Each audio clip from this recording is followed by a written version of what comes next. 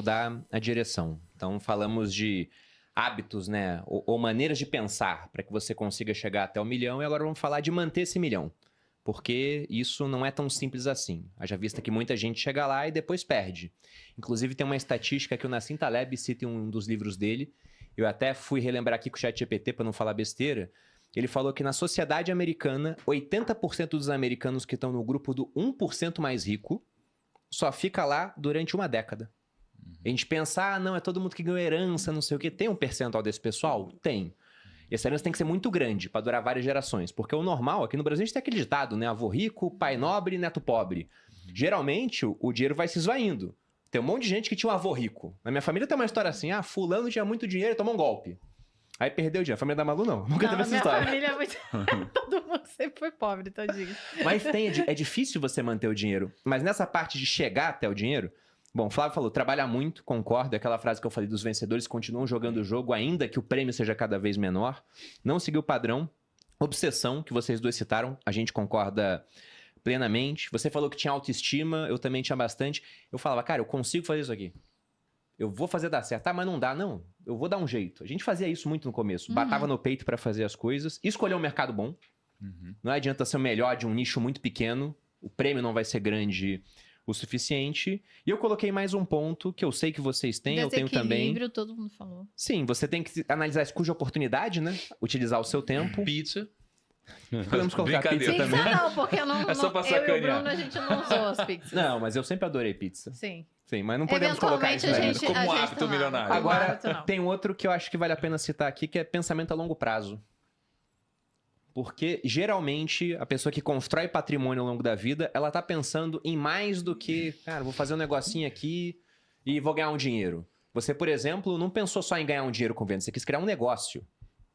E aí depois você foi pra visão do equity, de fazer esse negócio ter valor de mercado, para que ele possa ser vendável. Aí você vendeu, aí você comprou de novo. Aí você foi fazer outros negócios. Sempre com essa visão de que, olha, eu vou ganhar um dinheiro aqui, mas o principal tá no valor da empresa que eu tô criando para ser vendido. E aí tem aquele conhecido estudo do marshmallow, que foi feito em Stanford, onde eles pegaram crianças e colocaram marshmallow na frente das crianças muito pequenas e falaram, olha, se eu vou sair da sala, se eu voltar aqui e você não tiver comido marshmallow, você ganha 2.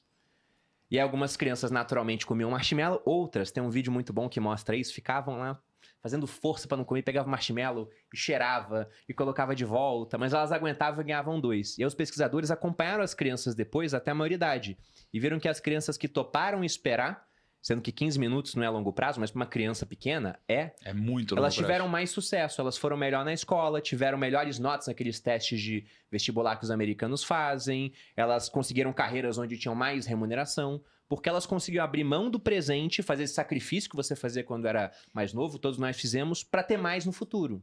Então eu diria que pensar a longo prazo também é uma coisa que a gente pode identificar assim, falar, cara, geralmente, quem consegue chegar lá tinha essa questão de que não se importava tanto com o que ia perder no curto prazo, contanto que ganhasse mais no longo prazo.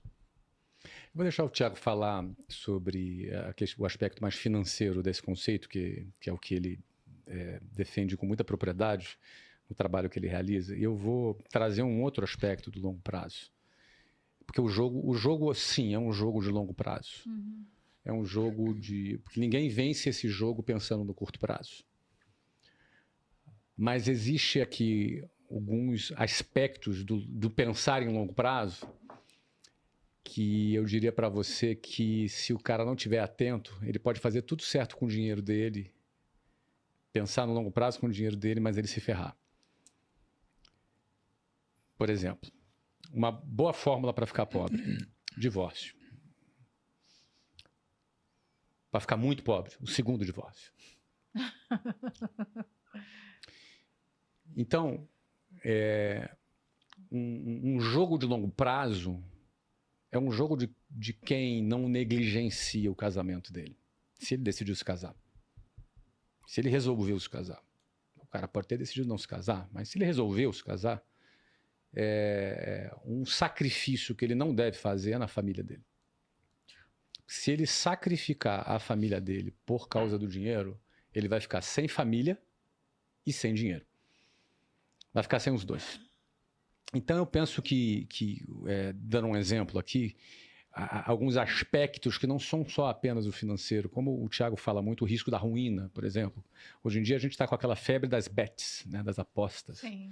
O que eu recebo de mensagem de mulheres desesperadas falando que o marido está devendo para agiota por causa de aposta. Nossa.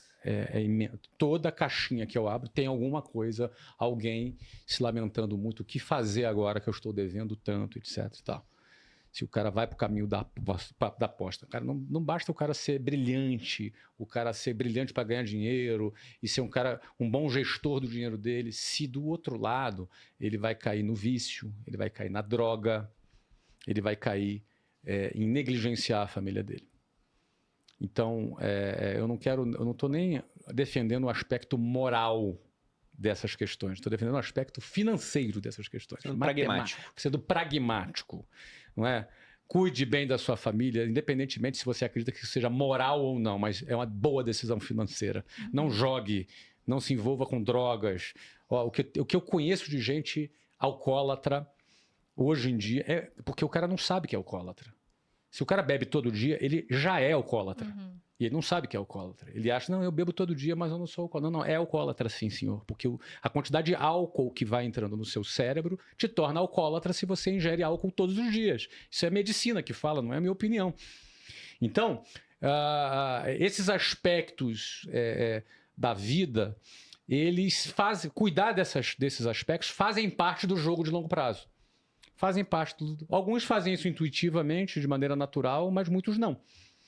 Não é? É preciso você, para jogar o jogo do longo prazo, para enriquecer e você ter uma boa longevidade na sua riqueza, você tem que jogar o jogo do longo prazo. Então, esses aspectos te garantem a melhor manutenção da sua riqueza no longo prazo. Aí eu deixo o Thiago falar sobre os outros aspectos aí.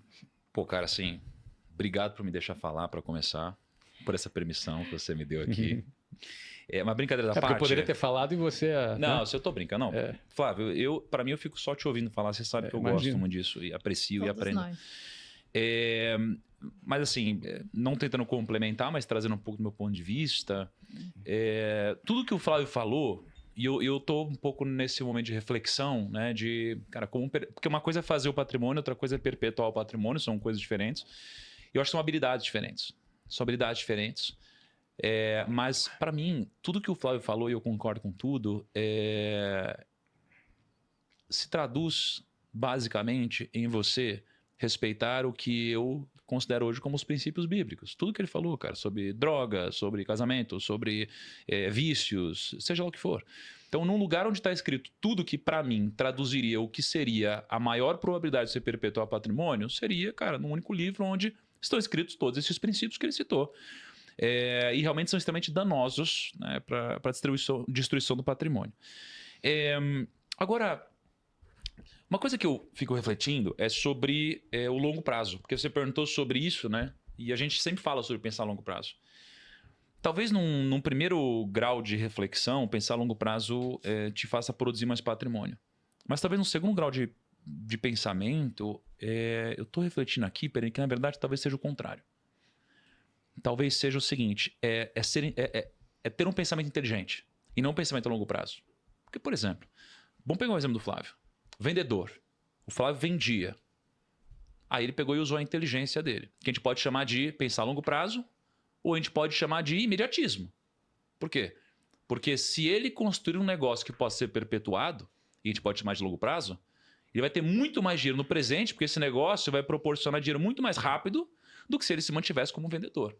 Então, a construção de um negócio para o longo prazo, no final das contas, vai proporcionar um resultado de curto prazo muito mais rápido. Mas existe um hiato aqui.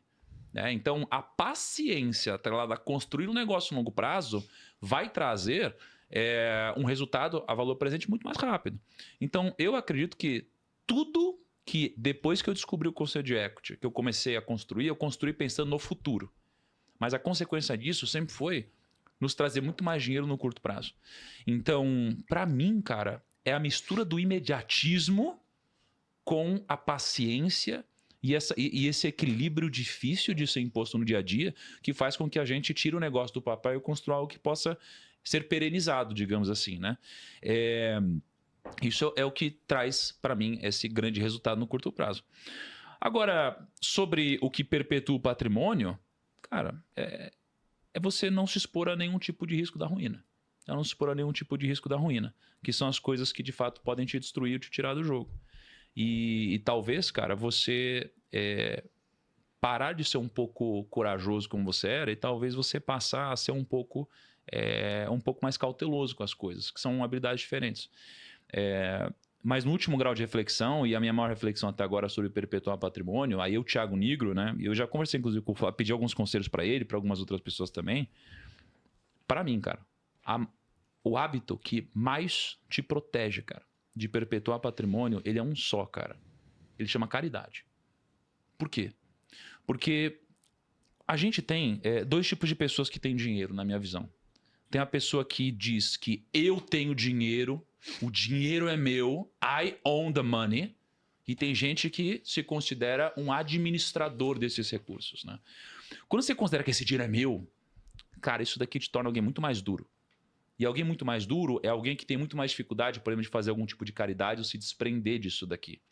Então é alguém que pensa muito menos em administrar e pensa muito mais em guardar. Isso daqui começa a gerar algum tipo de medo, algum tipo de dificuldade. E você começa aos poucos, cara, a ficar tão apegado a isso que você coloca toda a sua vida, sua mente, seu coração no dinheiro. E esse apego demais, na verdade, de uma forma irônica, te faz talvez ter muito mais risco de perdê-lo. Por esse grande apego que você tem ao dinheiro.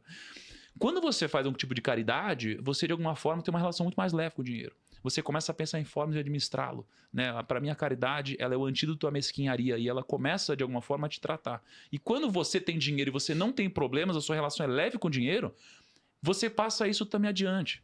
Então, quem vai perpetuar esse patrimônio não é você, são os seus filhos. Isso daqui precisa ser passado para os seus filhos. Eu não tenho a experiência toda que o Flávio tem com filhos ainda, com paternidade, mas eu sinto que passa por aqui.